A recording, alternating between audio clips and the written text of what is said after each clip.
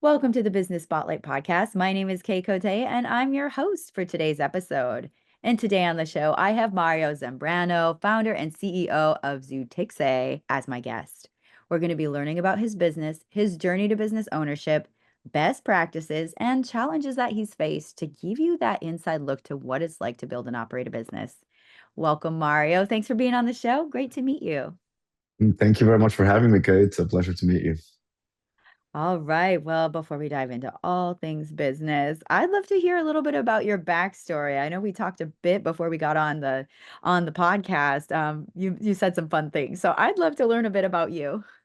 Well, it's a fun backstory, and I'll make it as quick as you want. I was born and raised in Monterrey, Mexico. I went to boarding school in New England, which immersed me in the U.S. culture for the first time. Then I did high school in Mexico again, and then I wanted to be an engineer. So I ended up living in Munich, Germany for 5 years, where I was studying mechanical engineering.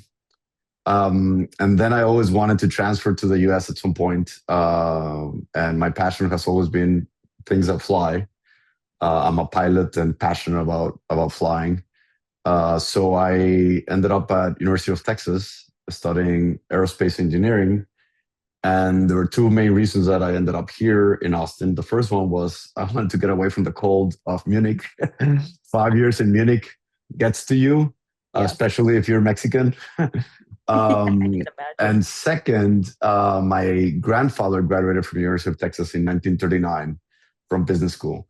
So, it's incredible how that passes through generations and how you grow roots even then. So, University of Texas was always a dream, and I transferred here. I graduated from Texas in '07. That summer, I met my wife in a bar in Madrid. um, and I convinced her I was working in the energy business back then, and I was traveling a lot, and I needed to be around this area, northern Mexico, Texas. So I somehow convinced her to move to Austin 15 years ago, and we've been here since then, and loving every moment of it. Now we have two kids, and we both are very employed, very engaged with the community, the business world. She's a realtor, also works downtown for Urban Space, which is fantastic, and she's incredible at it.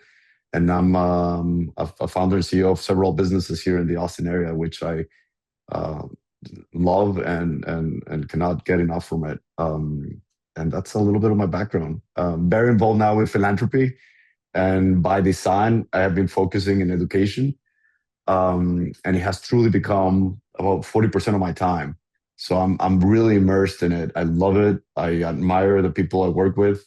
I'm the chair of the Boys and Girls Club of the Austin area. I also work or serve in the International Board of Advisors for the University of Texas, and I'm also on the board of my boarding school, Cardigan Mountain School. So that's my everything but work. If you want to get into work now.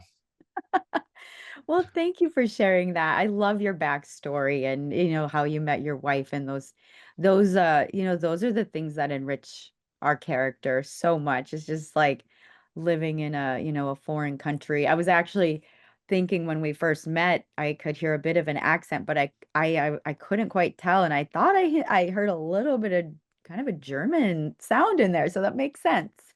There's a test of not exactly the name of what it is, but if they blindfold you and you smell a pear and you bite an apple, it tastes like a pear.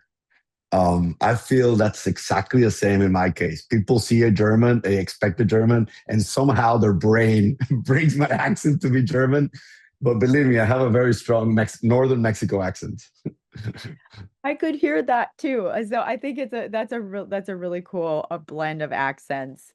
But so fun. I love, just like hearing the start of your journey, and I'm excited to dive into a little bit about your company and how your the robust background has influenced you and helped you grow your businesses. And so to kick it off, tell us about Zutixay. Like what is the company? Kind of like what's the story behind the company? Thank you. I started my professional career, like I mentioned, in energy, and I wanted to live in Austin. And as a grand grandson and son of entrepreneurial, very entrepreneurial families from generations. Sutixay means exitus backwards, which is success, and that I wanted that to be my first venture into founding a business. It started very much a simple business model of buying and renting heavy equipment across the border, where there's still a relationship between Mexico and the US where you can import, temporary import any heavy equipment for 2 years without paying import taxes and then bring it back and then sell them. So that was my model. And it was fantastic at it.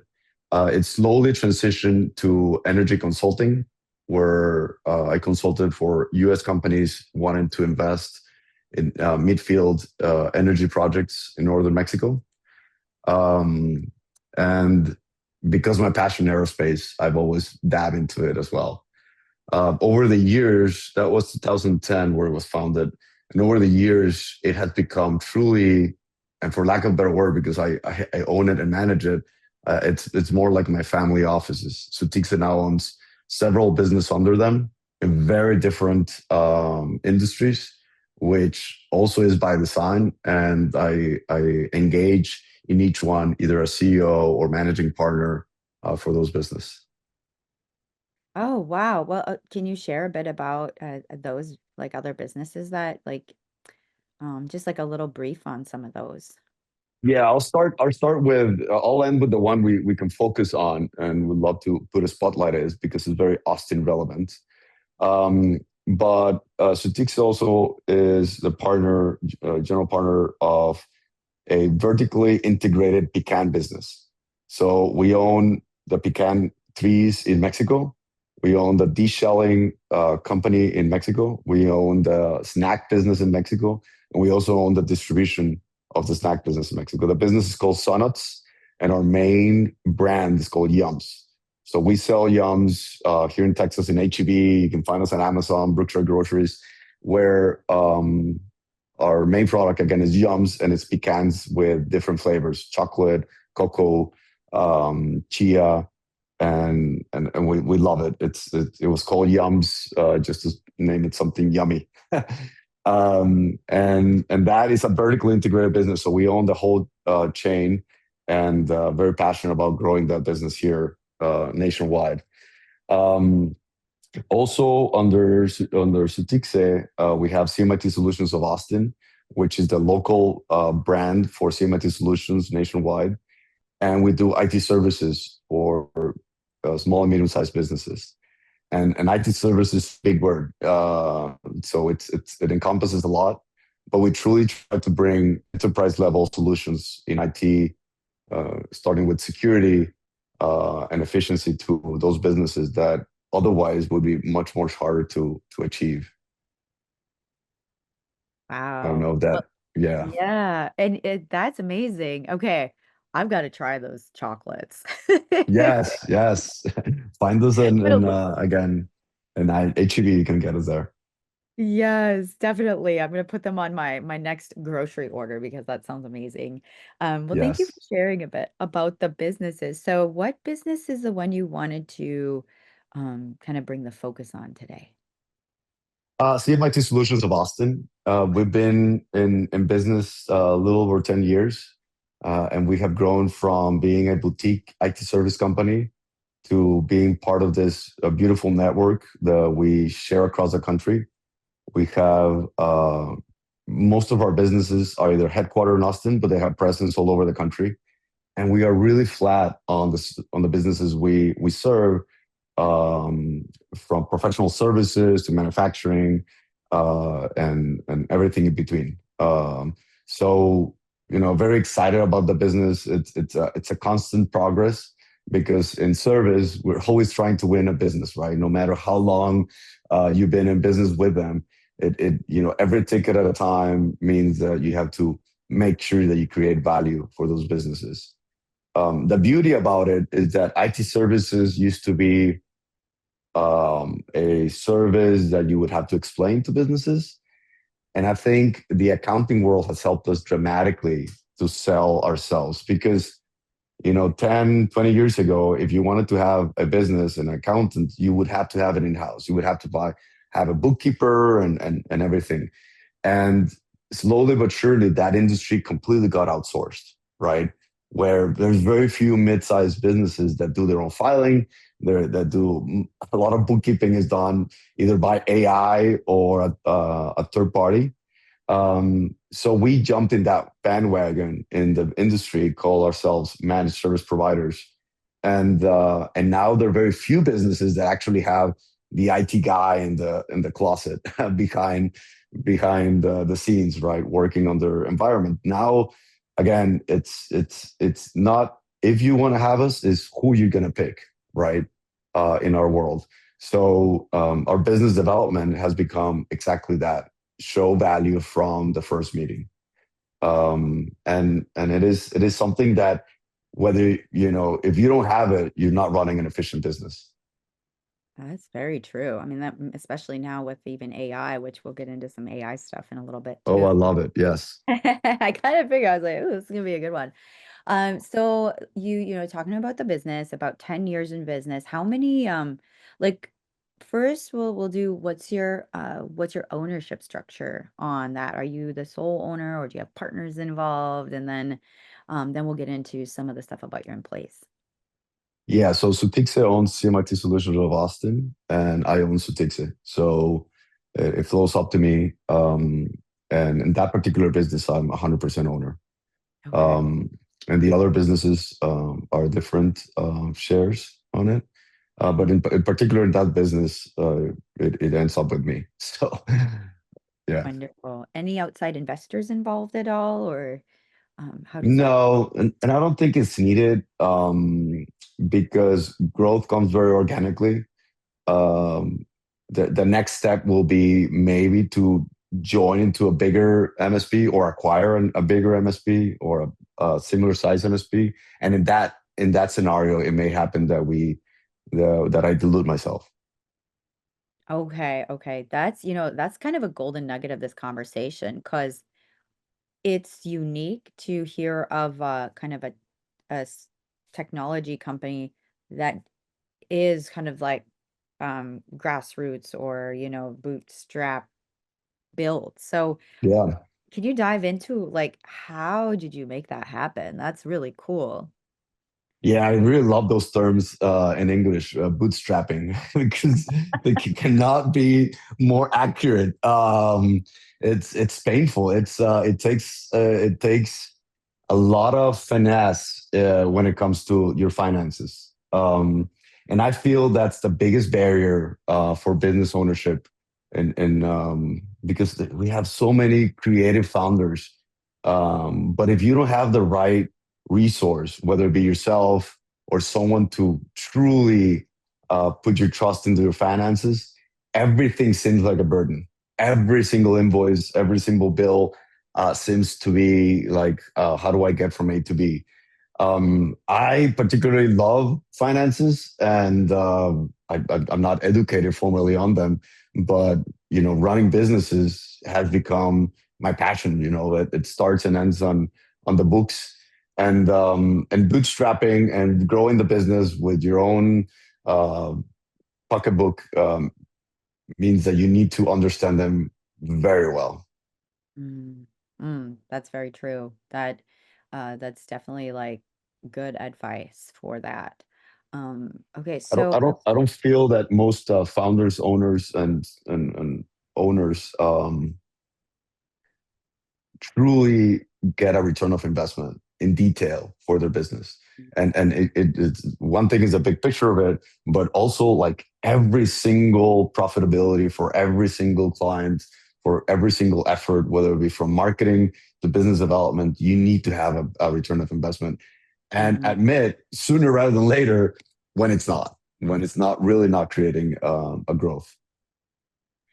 Yes, that actually leads perfectly into my next question, which is,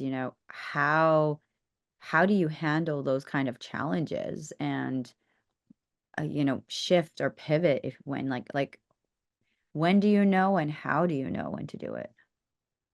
It's just beautiful how much it has changed and over the last 5 years. I don't think there's a single process now that we don't run through AI. And Mhm. we can talk about AI, but I feel I went back to school last year because I hadn't programmed since I was in college, and I was using intensively AI, and I was reselling our services in AI. But I felt like I really needed to understand the actual programming, coding, and large language models to truly speak AI. And while getting educated, I truly feel that we don't do justice with what AI is, and I think it's a terrible naming convention to the effort. I think has been very slowly adopted. In the 90s, we had the internet, and it was adopted immediately by everything. Like the internet was just instantaneously overnight was put in schools, and you were sending emails and surfing the web. In the 2000s, we had the tablets that revolutionized technology, and the schools immediately adopted them. I mean, the iPad was launched in 2010, and by the next year, it was already in schools, and kids were forgetting the computer, and they were already coding in those things and using them intensively. And now we've been at this AI, free AI, because AI it's been in our business for 30, 40 years. But now it's free, and everybody's I feel that most people, especially in education and the baby boomers, are very afraid of it because this artificial word is not that doesn't do it justice. So when I talk about AI, I try to completely change the naming convention and call it human enhanced. What comes Mm. first? What comes out? I truly feel if you're creative, you're going to be more creative. If you're lazy, you're going to be more lazy. If it just enhances who you are as an individual, and businesses are individuals. There's nothing else besides individuals behind businesses. And if the business is going to be creative and they enhance humans, then you're going to be more creative. Um, and that way, I feel we lose that fear factor of AI taking over the world. That is well said. That is, because I look at even my own usage of it. I've used it and it's helped me grow as a business owner big time. It's helped me hugely. And it is really an enhancer of where you're already at. So I think this is a whole nother conversation we could have and dive really deep in. But I I love it. I kind of want to take it back to business, but you said something, you said human. And so that made me think of employees. So currently, how many employees do you have at your company? So I really walk the talk when I say most of our services are outsourced because we're an outsourced services itself. Mm-hmm. Here in Austin, I have 4 account managers, and they are my true leaders in technology with 100 plus businesses we serve in every single day. Um, but everything behind them is outsourced. So to answer your question, W2 employees in Austin, only only 4. But our accounting services are in Mexico. Our help desk, which is 20 plus strong, is in Canada. Accent purposes, we can talk about that another time. Used to be in Philippines, but that was a barrier, so we moved it to Canada. Our true knock and what makes us as robust as we are is in India, and so everything is outsourced. My legal department is outsourced. Again, my bookkeeping is outsourced. Mm-hmm. Everything is outsourced besides my smile and time that I cannot outsource yet. Okay, okay. So time, how is it? And as a business owner, managing your time, especially between working in the business or on the business, how do you go about that? Well, again, we can do a whole podcast about time. I am 45, and when I turned 40, I started being obsessed about time, like truly obsessed. Like Mhm. I did not want to get the idea that time was running faster. And I think most of my cohort was getting to, I don't know if it's a midlife crisis or something, but you start feeling that, family and work and everything just makes and every year and every day just go much faster. So I started truly like being I wanted to empower my own time control. So I've been employing methods to slow down time, like dramatic, like truly dramatically slow down time. So, and there are little tips of information that you can do. Like, what happens once a year? You have a birthday, right? Well, I try to have a birthday every single day. Like that's the thing, and that's my thing with my wife. That every single day there's a little gift because every single day is a new day. So now, after 365 days, you didn't have just one birthday. You had 365 celebrations of day, and like it started with that, but then it become you have to do it on a daily basis. Like everything has to be dramatically done by a daily basis. So I started the day with sleep. Most important, I'm obsessed about sleep. I have to sleep 7 to 8 hours a day. And the first thing I do is wake up and go to swim every single day at 5 o'clock. And again, after a year of doing that, just those two things that you do on a daily basis, it it it it makes it like it feels like the year went much slower. It's Mm. weird, but if you would ask me this in my 20s, I felt like the year just go by so fast. But if you do something every single day, like a clockwork, it makes time go slower. So I have employed that methodology that I just said into personal aspects to my business. Everything has to happen every single day. So everybody that reports to me has a meeting with me every single day. And some people might think, oh, that's too much. That's like that is perfectionist or obsessive compulsive controlling type of thing. But the reality is that because we do it every day, our meetings are like 1 minute long. It takes Yeah. literally one Yes. minute meetings to get over what we have to achieve that day. So every single person that my work starts at 8, and I have 3 15-minute calls with every people that report to me in every single industry. And because it happens every day, it's not like a week went by and I didn't hear about it. Mm. It happens every single day. And whether it be accounting, it starts with finances. Like I said, I'm really keen about it. Whether it's any business development that happens, and then with operations. Because it happens every day, and because I hear it from my direct reports every single day, that in turn has become the culture that they have meetings with their direct reports every single day, and so down the chain. Um, and I just a whole week goes by, and I feel that we have had so many meetings and so many discussions of individual aspects that we're doing on. Yeah. I like that. I like that because it's like you're really just building out to it, becoming so effortless and part of the day that it just makes sense. Yeah. Yes. Yes. Well, I could talk to you probably for another hour. However, I want to get into our fun, it's our rapid fire Q&A. I'll be Okay. asking you just 4 questions and answer very top of mind. Very good. All yours. All right. Question number 1 is, what is a key to success for you? Leap. It's a good one. That's a That's a fast one. good one. There's no doubt about it. It has to start with sleep. Mhm. And number 2, And yeah, go oh, ahead. number 2 is, what is a piece of advice you have for other business owners? Um, Gosh, it's such a beautiful thing to have to be in business because you're caring for people that caring for people that caring for businesses that at the end are people.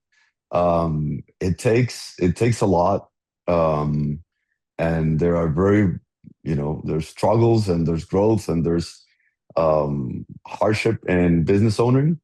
But with anything in life, if there's no persistence, there won't be success. So just be persistent. It's a good one too.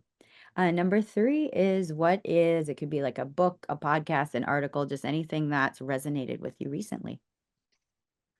Um, I have this book in Spanish, which is it's just, front and center of a book. Let me find the title in English that um, because I think it's the book that everybody has to read before reading any book.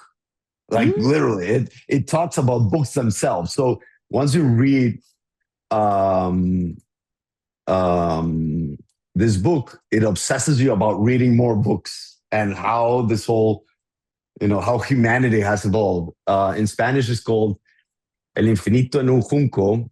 Um, and in English, it's actually called Papyrus, the invention of books in the ancient world. Um, and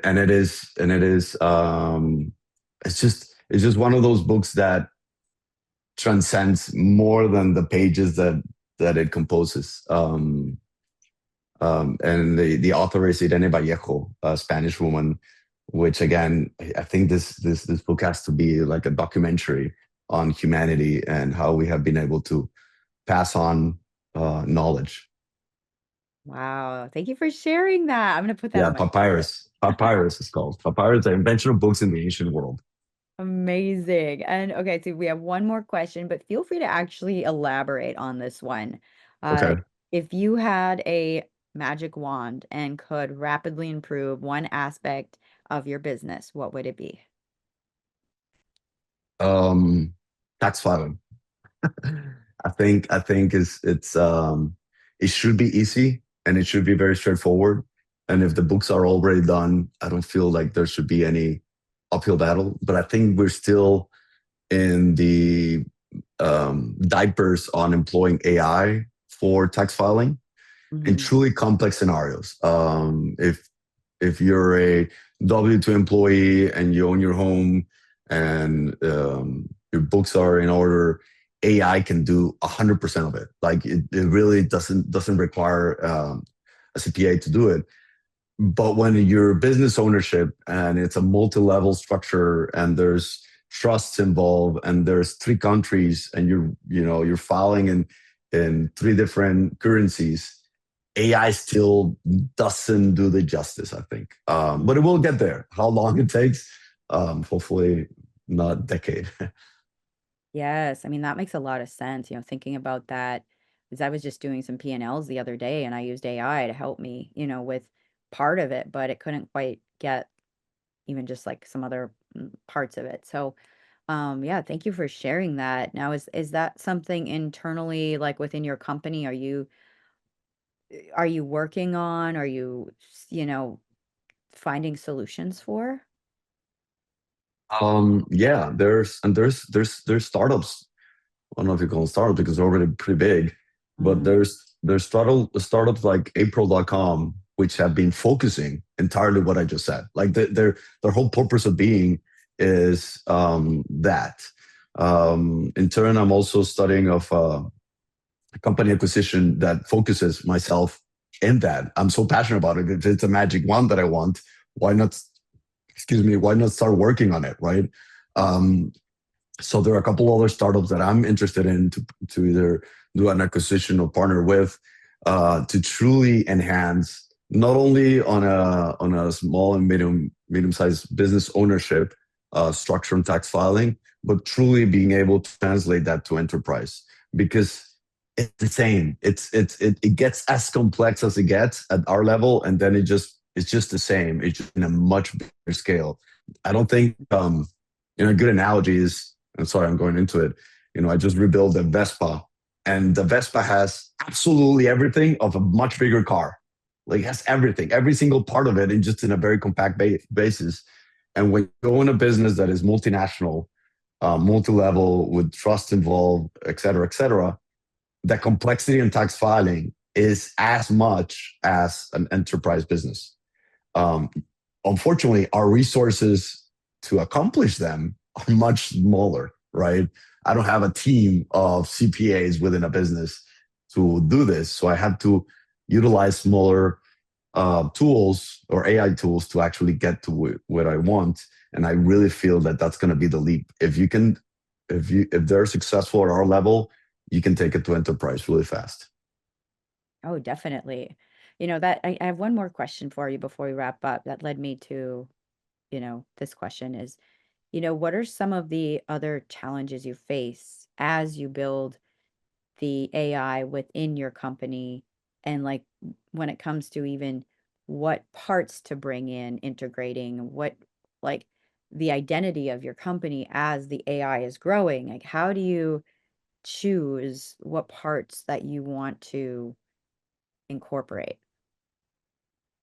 The quick answer is everything, absolutely everything.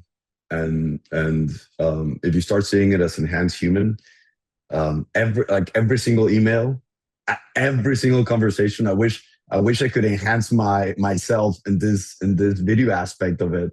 That in some way Zoom does. Like it enhances my features. Maybe it does that. But everything has to be enhanced human. Mm. If you're not doing it, and I'm not saying that it is always perfect by no means. Like for example, I love public speaking. I truly do. Like I embrace public speaking. And you have to, unfortunately, in public speaking, we have to dumb it down. Like we're not, we're not only talking, if AI were talking to itself, then AI is perfectly to talk to itself because it understands it perfectly. But in public speaking, when you're talking to people, you have to bring it down to a human level. And even though it goes all through AI, you have to decompose it and put your accent on it, put your errors on it. The pauses are yours. But to answer your question, it enhance humans is what I do. And if I have a relationship that I feel that they're um, still fearful of it, I truly question if it's a right solution for us. Definitely. Well, thank you for sharing that. This has been a great conversation. Before we get to our final question of the day, how can Okay. people get connected with you and your business online? Oh, find us online, cmitsolutions.com. And we're the Austin chapter here and love it. Like I said, we serve companies around the Austin area that are mostly headquartered here, but our presence is all over the country. Oh, wonderful. Thank you, Mario. For our final question, Go ahead. what is most inspiring to you today? Um, the fall in Austin. Today is just one of those perfect days, I call it. Maybe there's a handful of them in Austin. What inspires me today? I have to admit that I've been wanting to look forward to. I was really looking forward to this podcast because I want to dab myself into podcasts. I've been so surprised on how m- better than most things we do online, podcasters leaves a footprint of what you say and do. And every single word I'm saying and you're saying in this 30 minutes that we're talking will be imprinted in the internet forever. So I feel that either you're writing it and publishing it or doing podcasting, you're imprinting your your culture, your way of being forever and ever. So sooner rather than later, you will have me also run a podcast because I truly believe in them. Oh, wonderful. Well, that is so inspiring. Thank you so much for sharing that, Mario. This has been a great conversation. Thanks for being on the show. Thank you. Thank you, Katie. It was my pleasure. Thank you for having me again.